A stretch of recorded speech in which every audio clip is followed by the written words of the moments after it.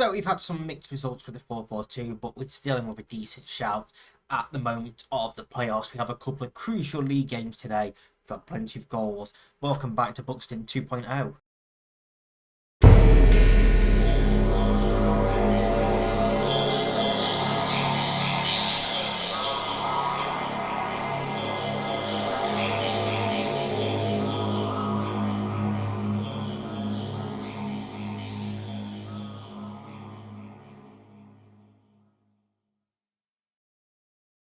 Yes, welcome back. We've had a couple of outgoings since we were last here. A bunch of youth players left on free transfers. Nicky Moss has gone to Charlton on the 21s. Lorcan O'Callaghan's gone to Cork City, and Liam Burke has gone to Lincoln under 21s. Burke was the only one I was disappointed in. Nicky Moss and O'Callaghan didn't really have the potential, but I thought Burke could have grown well. But that's the problem when you're not a full-time club. You've got them on non-contracts. Once teams like Lincoln come in, who are obviously a lot bigger than us, there's no interest in them really staying. And Frankie Maguire's gone to Tranmere for £1,000. Very, very good player. He's done wonders for us in his time at the club. He's been a very, very useful player, but he just wasn't playing enough this season. He wanted to leave, so we've let him go. We've managed to get £1,000 for him. His contract was up at the end of the season as well, so it was nice to get some money for him. Now, fixture-wise, since that 9-2 defeat against Southport, we bounced back, instantly beating Southend 8-1. 4 from Leighton Stewart, 3 from Sam Bell, and 1 penalty from James Norris, giving us a comfortable victory. Hercules scoring for Southend, but we gave them a Herculean effort. Herculean. That effort to claw back into this one. They did not do it. It was a nice victory for us. We then beat Scunthorpe 4-2. Another hat-trick from Leighton Stewart. Sam Bell getting on the score sheet here as well. And then we've absolutely no indications at all. Exeter City scored 6 second-half goals to beat us 6-0. Yep. All 6 goals in the second half. We were good. We were good. And then that first goal went in and we just gave up. A very embarrassing result there. We bounced back there, beating Yeovil 2-0. Sam Bell and Will Dixon scoring in this one. Before back-to-back defeats, 4-0 against Barnet. Marsh, 2 from Carnew and 1 from Rob Hall in this one. And a 3-1 defeat against Boreham Wood. Stewart scoring for us, but Armstrong, Ladpo and Karoma all scoring for them. But we have scored 3 goals in our next game. We've won, well, we're unbeaten in 2 games. We haven't conceded in 2 games coming into this episode.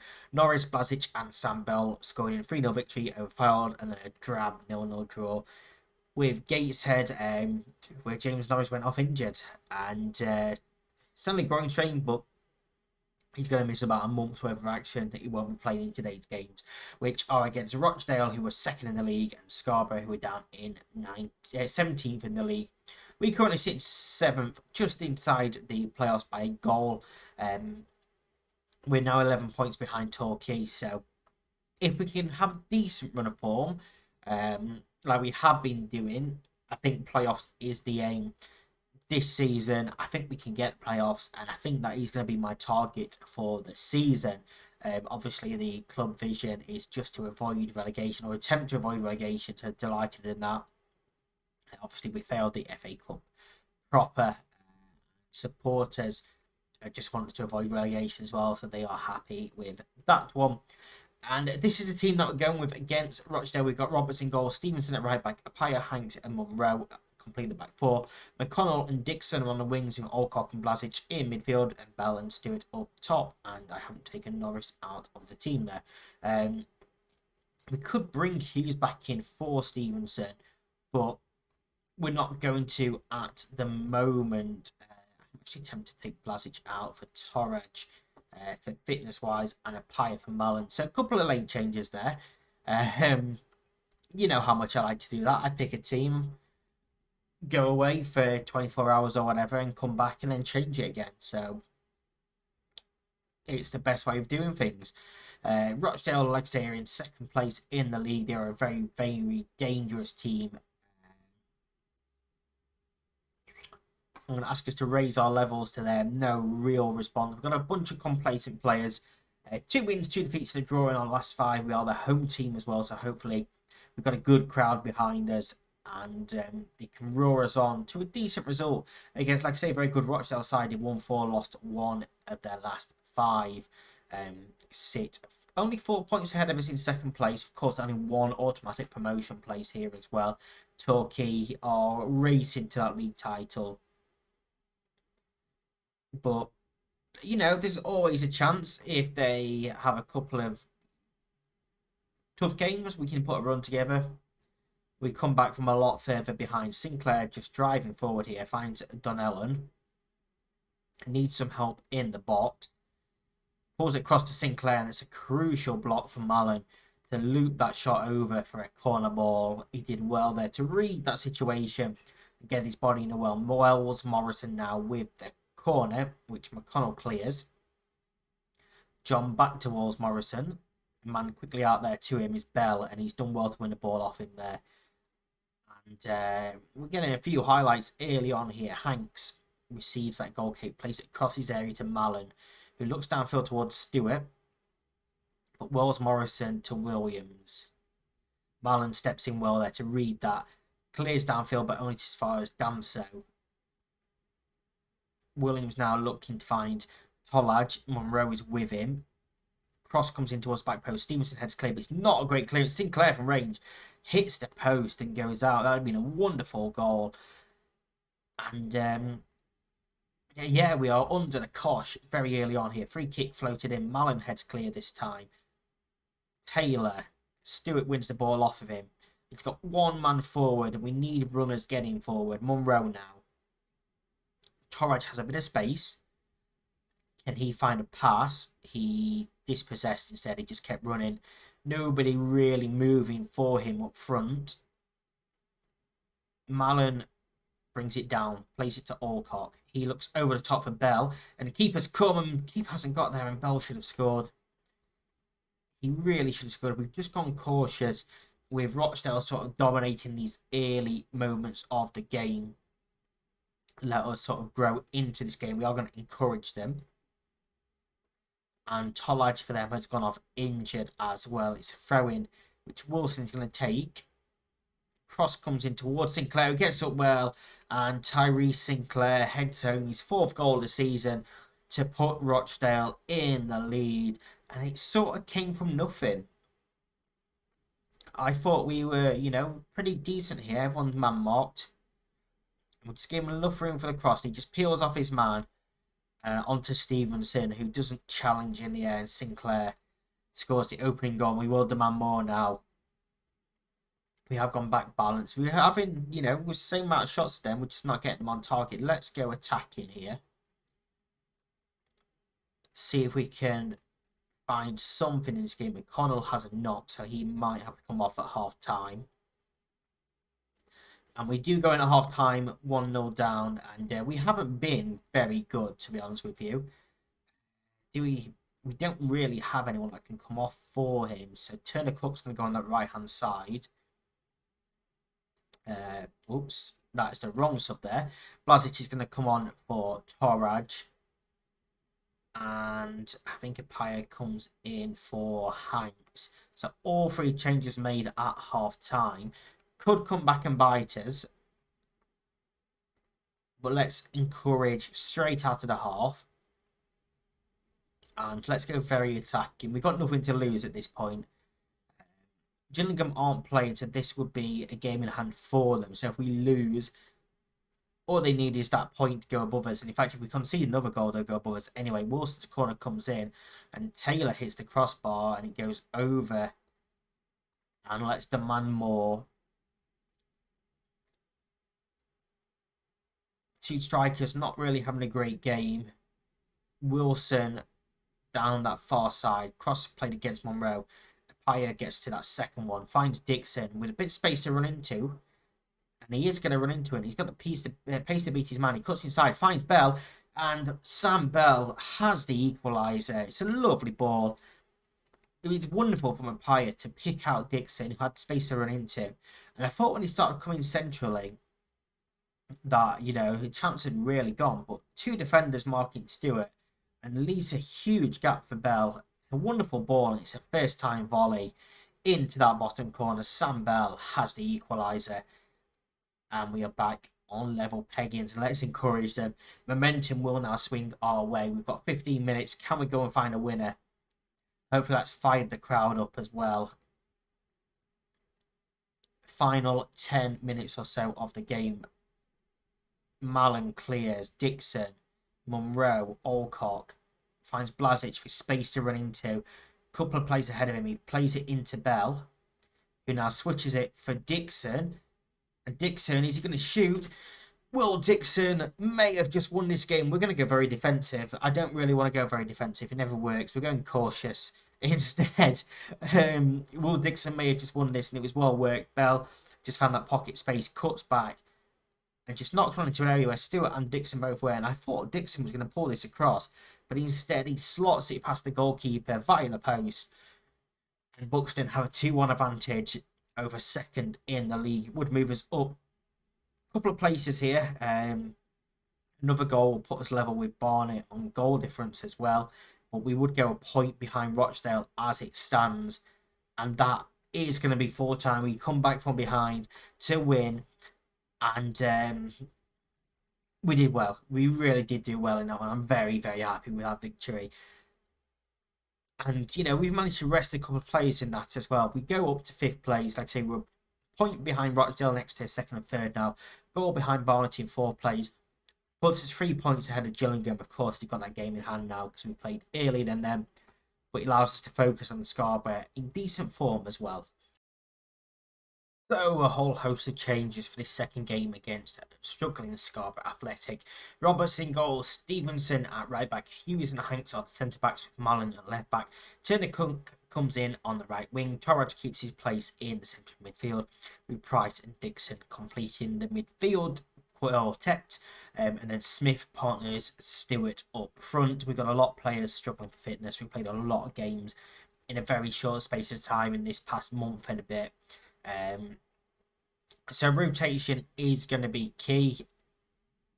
It's no disrespect to Scarborough, but of the 2 games this episode, this is the easier one. We are going to ask them for revenge because we like revenge. We are away at Scarborough, so we're day at the Seaside. 2 draws, 3 defeats in the last 5 managed by Keith Hill. You can see we are 2 wins, 2 defeats, 1 draw in our last 5. Scarborough sitting 17th place coming into this game. We are up in 5th place.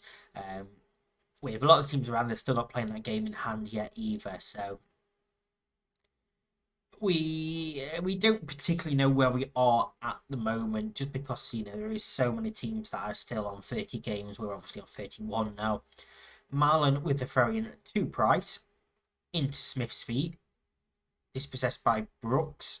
Jones now looks forward for Moss. Good header from Hughes. Mallon switches play towards Turner Cook. It's a great switch of play, that. Turner Cook switches it back towards Stewart. Jones plays it back to his goalkeeper. It clears. First time. Hanks brings it down. Mallon once again looking for Stewart once again in that channel, but Newell gets there. Clearance only to Dixon though. Can we make something from this? Price centrally. Price shooting position.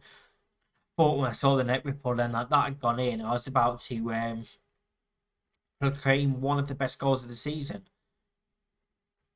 But not to be. We've had a couple of chances. Scarborough have had nothing so far. Robson's goal kick downfield. Stevenson does well to get there ahead of his man Stewart. Turner Cook tries to find Smith, but I think he just strayed offside. He had to hold his run. Hughes should bring that down easily. In fact, he just knocks it forward straight away. Torraj to Price. Over the top for Smith. Smith, good save from Robson. He perhaps could have squared that. We're going to go attacking because we do seem to be the best team by far here. Price with the corner. We're not going to see that. Fair enough. Roberts has a goal kick, which he goes short to Hanks on the left side of the penalty area. Mallon now. Dixon tries to play one over the top, but neither Stewart nor Smith are going to get there. Brooks is on a knock. Plays it out to Harvey Blair. Of course, we wanted in the summer, but he chose to sign for Scarborough instead. Well won by Hanks ahead of Laffey. Price now to Dixon. Smith, that's a good ball. Stewart, I think he may have been offside. It's a great save. anyway, but yes, he was offside. 25 minutes into this game, and it's still 0-0. We've had many chances. Hartlepool have beaten Gillingham as well here. And with 5 minutes to go before half-time, Roberts has a free kick inside his own penalty area. It goes short to Hanks. He looks downfield towards Smith, but the header is won by Newell. Brooks. It's a good ball to Blair. Beats his man and hits the crossbar. Mallon's clearance isn't great, but we do sort of scramble it away. Brooks, Laffey hits one from range, and that's over. And first real sign we've seen there from Scarborough of them looking to attack us. And we do go in at half-time at 0-0. I'm going to tell them it's not good enough. We're going to try and fire them up. Smith is going to come off for Bell now. Courage will come off for Blazic once again. And we won't make the final change yet, but we'll keep hold of that. Let's demand more. And I think we go very attacking. We do seem to be playing quite well when we go very attacking in this formation this season. We've had 9 shots, we've only 1 on target. That is something we really do need to work on. Jones with the throw-in to Laffey, gets it back off him. Hanks heads clear. Mallon will clear this even further. In fact, it goes back to Hanks. He finds Dixon, who's touches poor, and Jones takes it off of him. Whelan in the central midfield looks over the top for Seaman, who pulls it across for Moss, and there was a huge chance there for Scarborough. We will demand more once again. We are half an hour left of this game. Let's go make that final change, shall we? We're going to take Hanks off at Apaya. Stevens is having a very poor game at right back. Stewart's also picked up a knock, and he's not having a great game up top. We are going to demand more. Gomez with the free kick. We look to be marking decently here. Hughes wins that header. Stevenson plays one forward, and Gomez missed the header. Bell shoots from range, hits the crossbar, and Jones will get this clear. Both teams now hitting the bar in this game. Corner ball from Price. Can we find a winner? It's headed clear. Hughes. Dixon. Back to Price. Bell. Bell was offside, but that was an atrocious attempt. 10 minutes to go. We're going to berate them here. See if we can fire them up. Find that late winner. 12 shots, 2 on target is not good enough at all. And it looks like it's going to be a 0-0 draw. It is. And I'm going to tell them that I'm furious with that. Stewart and actually Stevenson sort of recovered, but Stewart was not good enough today. 6.2 average rating. That could be a crucial 2 points dropped. We should have been beating Scarborough. We had more than enough chances to beat Scarborough.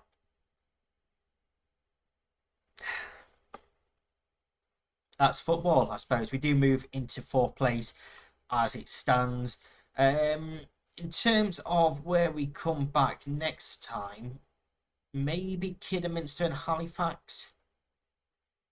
And then we can finish the season off with Torquay and Scunthorpe. So yeah, I think that's what we'll do. Kidderminster and Halifax at the end of March is where we'll come back in the next episode. Thank you very much for watching. I'll see you next time. Bye-bye.